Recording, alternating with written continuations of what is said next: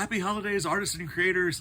J-Star here, and today I want to show you how I made these beautiful artist matchboxes. We start with a plain matchbox from the Dollar Tree or Walmart or the grocery store. We hand paint papers, we cover the boxes, we gild the edges, and we add a charm on top. I just love these. They're the perfect little holiday hostess gift or stocking stuffer. They're super fun to make. Let me show you how.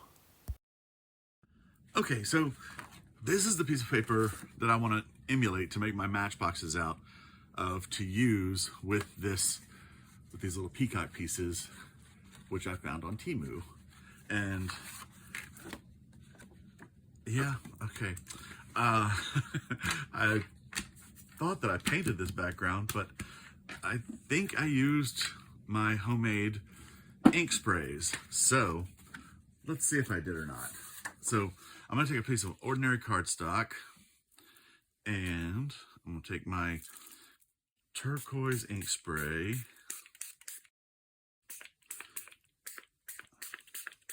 I'm gonna spray pretty heavy.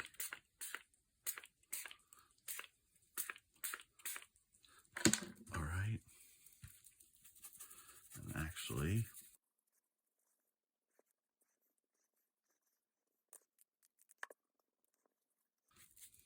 okay, so I've got that covered. Let's just wipe this down. Not super necessary, but just to make it a little neater.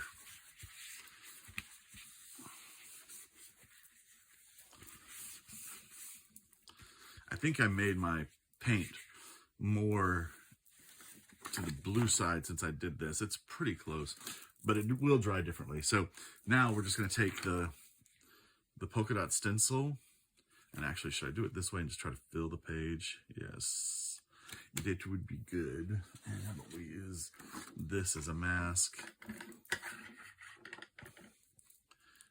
And then I'm going to use this lime green on top of that.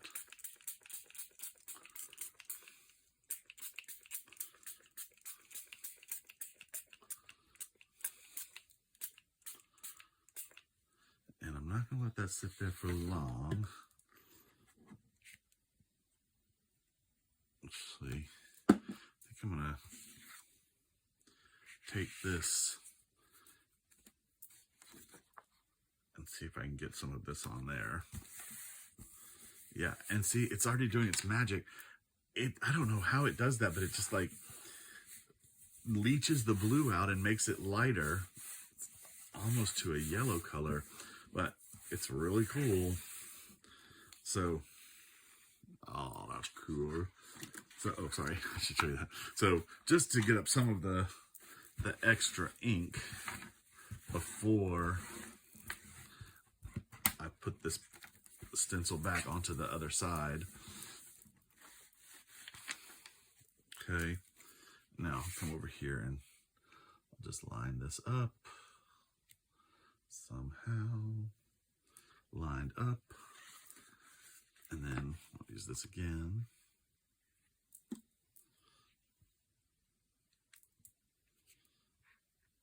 So lined up.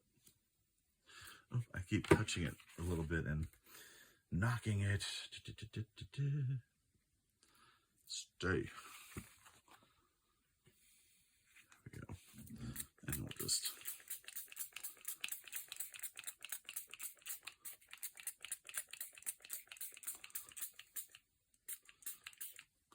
okay.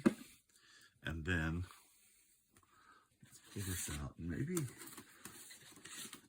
I've got some interesting papers over here that I need to play with. Ooh, I didn't drag that. I did a little bit, but oh well. So we'll see if that one matches up. And then I'm just going to put this on this kind of boring layer. This was just the spray inks, and then I sprinkled salt on it to let it dry. And then once the salt was, or once the inks were dry, I just brushed the salt off and it leaves that cool effect. Let's see what we got here. That's kind of cool. But you can see this cool effect of where like the salt kind of sucks up the color in the water, so it leaves that great texture. Anyway, that's kind of nice. Just something a little extra. And ooh, that needs to go to the sink. These clean very well. I should be wearing gloves. I forget to every single time. They clean off the surface very, very well, but not off your fingers. So be warned. Learn by my mistakes. So here's our piece of paper, and there's our original. Looks pretty close, pretty good. So we'll see what happens when that dries down. And I'm going to clean this up, and then we're going to make the second one, which is the damask. Okay, so now I'm going to do the damask, and it's done just the same exact way. I've put some paper towels down behind just so that maybe I won't, it won't be as messy. I won't have as much overspray and stuff. I'm going to see if keep one of these available to blot damask onto. Okay, so let's put down, and I'm not going to worry about that little smudge on the paper. It, you know, I mean, this is the look we're going for, so it's all modeled and whatever. So I'm going to put the turquoise spray on, and I think I'm going to do this a little lighter and just use my brush to mash it around so it'll maybe be just a little lighter turquoise on this. But maybe not. Maybe it'll just be full turquoise. Who knows?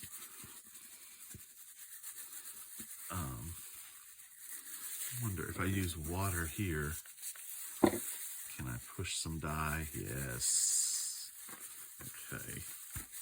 And a little here. Just pushing it to the edges, because with the matchboxes, I can line up more, you know, and I can use the edge to as a straight edge, so that's better.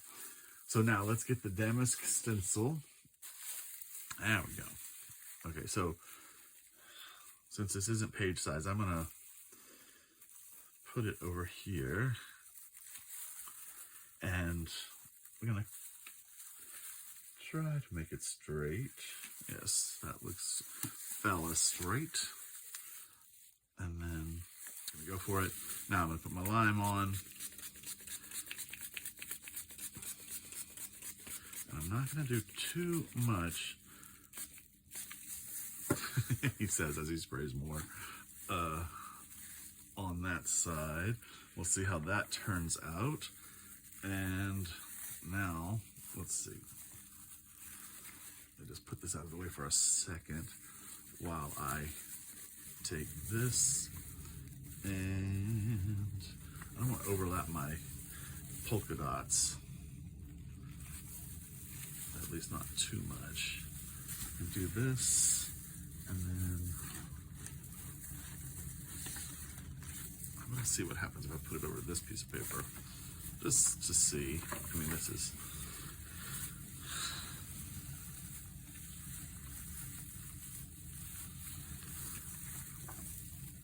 did nothing.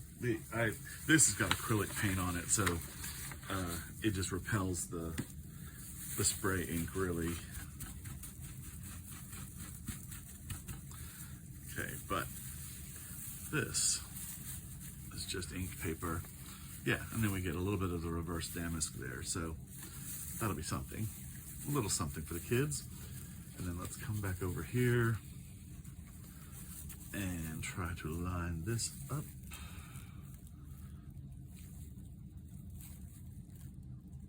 Where is the lineup point?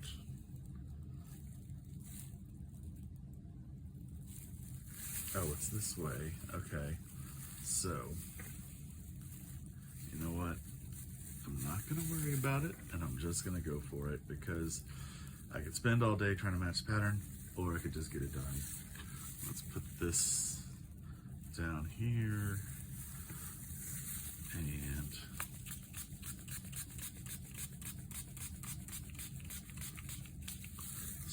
me the green. All right.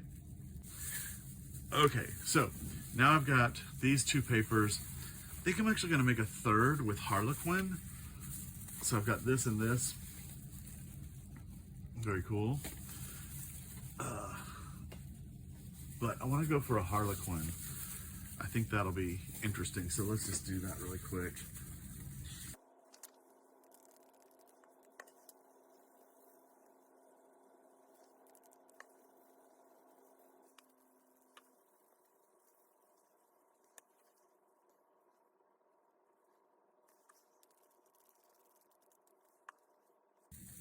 Cool. And then what if I try to do this on top of this one that I did earlier? Oh wait, do this. This is better. It's better to have the stencil down and then press the paper onto it when you're using the color off the top of the stencil. Does that make sense? And I kind of always forget that. But it's better if the plastic stencil stays down with the wet ink on top of it than trying to turn it upside down and the wet ink is under it. It's just, this is a better way to get it on your paper in a neater fashion. But not that we're looking for neat here, but oh, that's cool. Wow, that did a little something. Okay, this is interesting. Where it pressed against the paper towels that I was just absorbing, it pulled that ink in. So that's pretty cool. Okay, something to know. All right. Oh, this is much better. So do yourself a favor when you're using ink sprays. Put some paper towels down. I'm going to just put these aside and let them dry because this could be really cool collage fodder. Like these pieces. And I have a feeling I could just use this again to spray something else. Just put the, the already sprayed size in with the bare sides out and spray some more. So that's cool. That'll be cool. So I'm just gonna put these aside to let them dry as well. Cool, look how pretty that is. It is really pretty. Okay.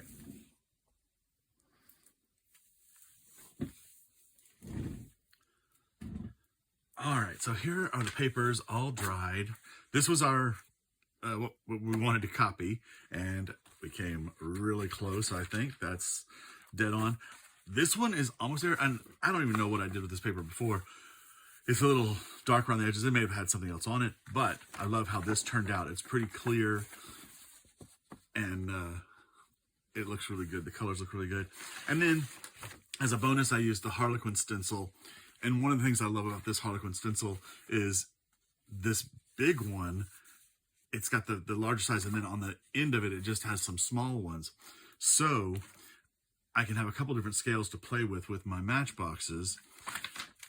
Like I can get probably, well, maybe 2 out of this side. Yeah, I should be able to, because we're cutting, it's like 2 1/8 by 3 1/4 around. Make sure you measure the matchboxes you get. I got these at Kroger. I get these at Dollar Tree, and I think they also have this at Walmart. So, just make sure they're all pretty standard size, but just to measure. But it's 2 1/8 by 3 1/4 that you want to cut, the strips of paper from, and that's the 2 1/4 is this way, and you kind of want to position it this way as you're looking at it, so your pattern wraps around here. Like I try to have words be horizontal across here as opposed to going across the small thing. So whatever you want to do. And I'm going to use that piece too, but let's just cut some. I'm going to straighten it on the edge of my table just to make it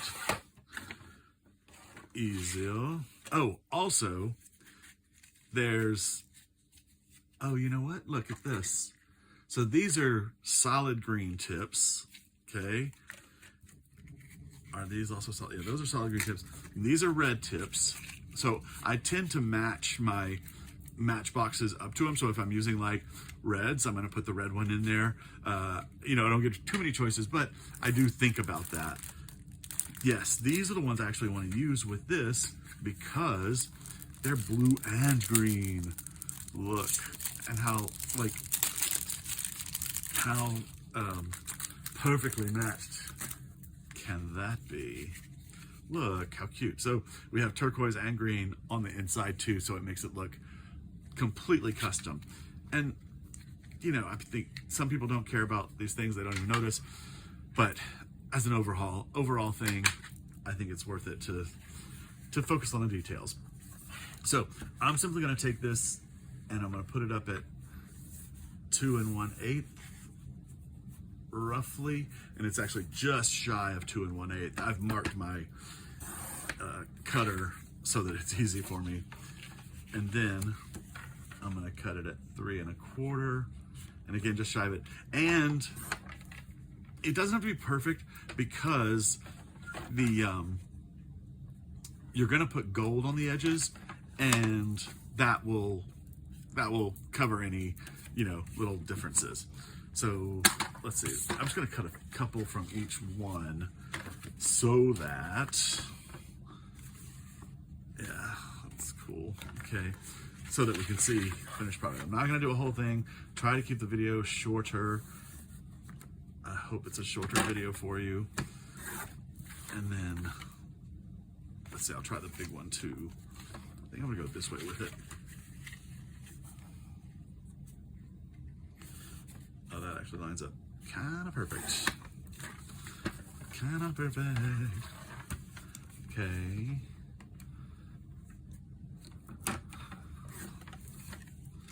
So, oh, they're such good papers. I love them. I love them. I love them. I think I'm just gonna cut this off down here and measure from there. It's a clearer print on this side. Just cut that so it's done. Okay. And usually what I do is I just make a bunch of these and then I cut a bunch of them and then I work on the matchbox. You know, I do it in stages. If you make it a production line, it makes it much easier, I think. So like one of the things here, I don't know if I'm gonna worry about centering. I'm not gonna worry about centering because the peacock feather is so loose and flowing. I'm not gonna worry about this being centered and exact because these just kind of combine. Does that make sense at all? Normally I would be pretty OCD about that and want my damask to be centered on my matchbox, but not today. We're gonna just do it free-wheeling, willy-nilly. Okay. And it's still, that's a great piece of paper. It's so cute. Okay. I say okay a lot, but I can't help it, and so whatever. I used to teach improv to autistic teens and adults, and this one kid would count how many times I say awesome during a class. It was pretty awesome. Okay, so let's take one of these matchboxes, and one thing that I do is there's a seam. Okay, I want the seam to be covered by the paper and the other side to be the exposed edge. So I'm going to match that up to the exposed edge like that. And I'm just going to slightly fold it around a little bit, and I'm going to pinch at the top corners.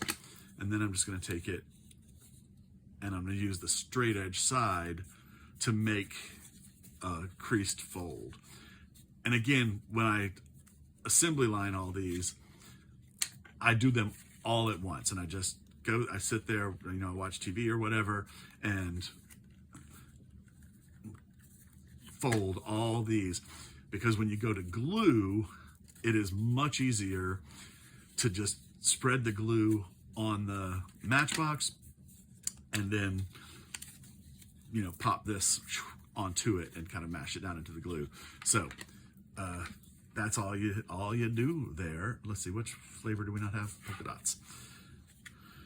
Okay, match it up. Match, pardon the pun. Not pardon it, revel in it, revel in the pun. Okay. I love this paper.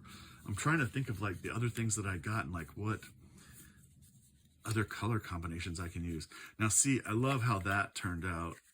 Like when that glues down, you see how that's going to be, the polka dots are on the edge like that, like almost half and half. I love that. Just, you know, that's luck of fate. Okay, so we fold them all, and then we black marker the edges of the matchbox. Okay, so I usually just push it in like that. Oh, sorry. And then hopefully you can see that.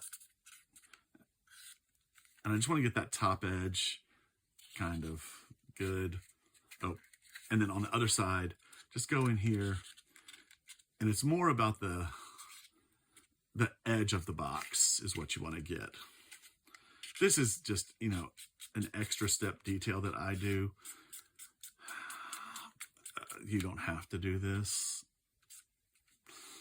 I'd think of you as less of a person if you didn't, but whatever. Okay, so just go through there, and then again, okay, this is the seam edge. So on the what will be the exposed edge, I want to just cover those white marks. This one I think is important because it's got some wording there and it's got some printing overrun. So just to clean it up, I do that. Okay, and I would do that to 3, or, you know, I do it to a whole pack. All right, I've blackened all my edges, and now I'm going to glue the paper on. And this is just Dollar Tree glue. Just regular plain old white glue.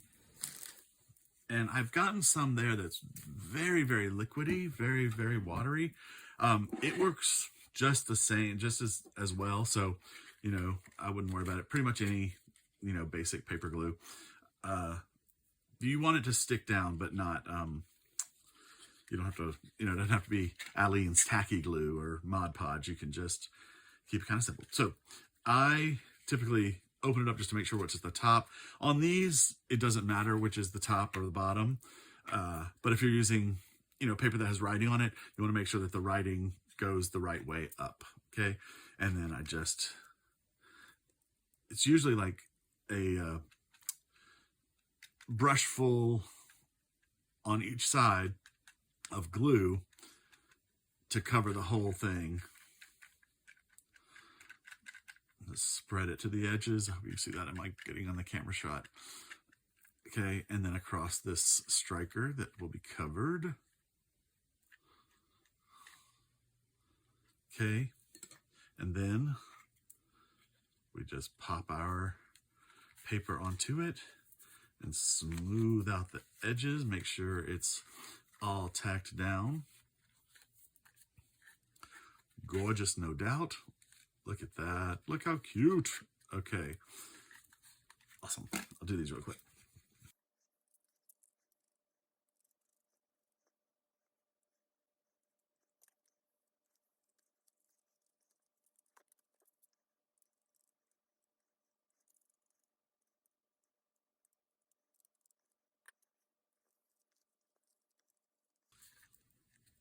All right, there we go. We've got 3 matchboxes covered. Cool. And then the next step is to add the gold edge. Now, I think I'm not going to do this on camera because it's very tricky for me and I don't want to mess these up at all. But basically, all I'm going to do is use my Deco Color Premium Gold Pen, Gold Metallic. This is the best one. And you can get these at Michael's. Watch for the sales. They're like $6.99 in the store.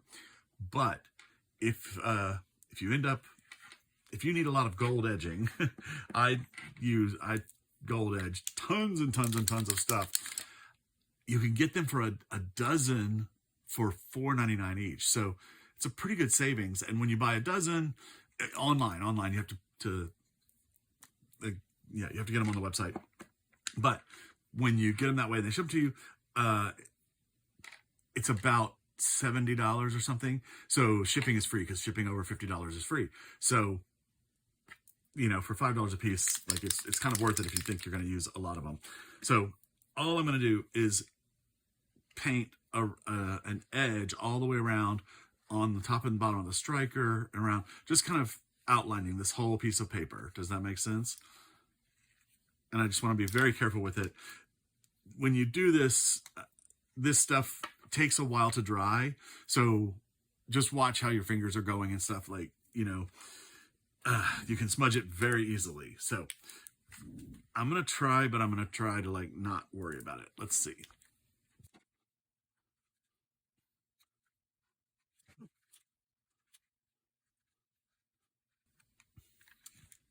Okay, maybe you saw that, maybe my head wasn't in the way, but you see how it's now gold all the way around the edge. And that will cover up, like here, put that down there, like here where the white shows, can you see that? When we gold the edge, that disappears.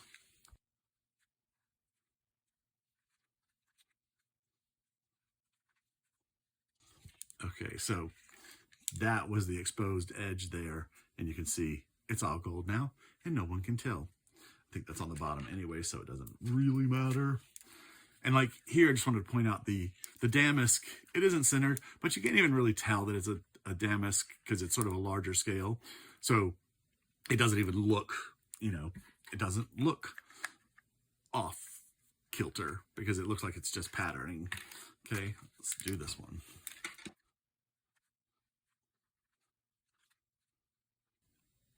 Same again here. I've got a little exposed edge.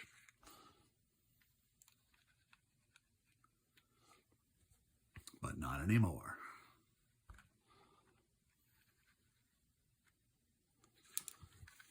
All right. So those are all dry. Okay. So now we're going to find the top and bottom again. So that's the top. And all I'm going to do is glue the charm on. And I usually do them different ways, like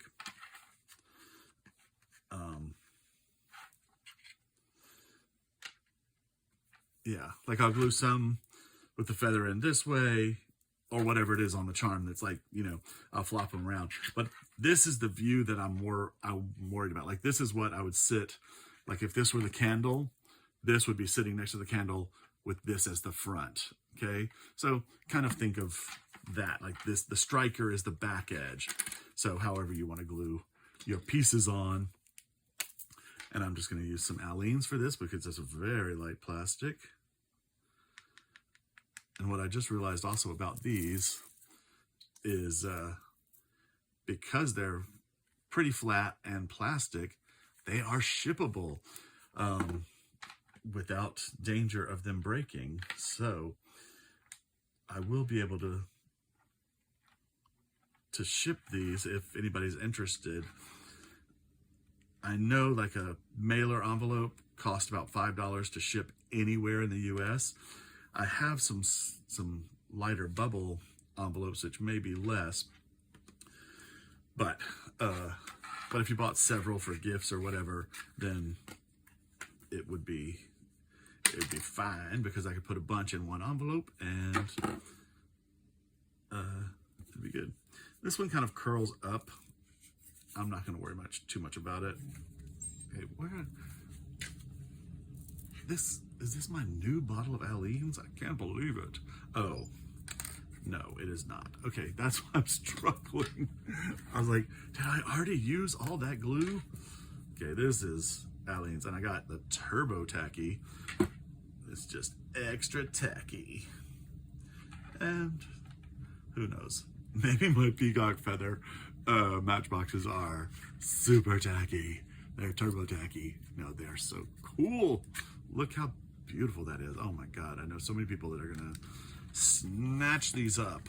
I mean, these are perfect for Christmas, but they're also great for year round.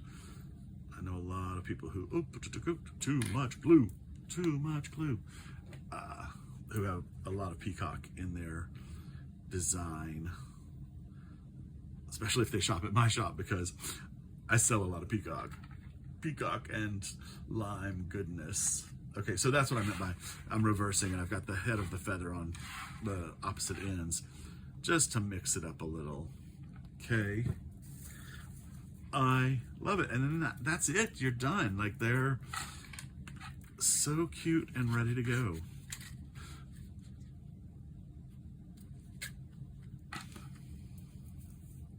And here they are, our beautiful little peacock feather matchboxes. The peacock feather from Temu, matchboxes from Kroger or Publix or Walmart or the Dollar Tree. But I think these came from Kroger with the green tips, the green and blue tips, which is really nice to have it match the green and blue of the interior. Made with our homemade ink sprays on just regular cardstock. I mean, this is really, it's almost a kitchen sink project, because you've got food coloring, cardstock, matchboxes, all available at the Dollar Tree, pretty much, Walmart, the gold pin from Michael's, and then the charm from Temu. And you know, just when you start looking around for small charms to put on top of matchboxes, the sky's the limit. There's so many. I made a bunch with these little pumpkin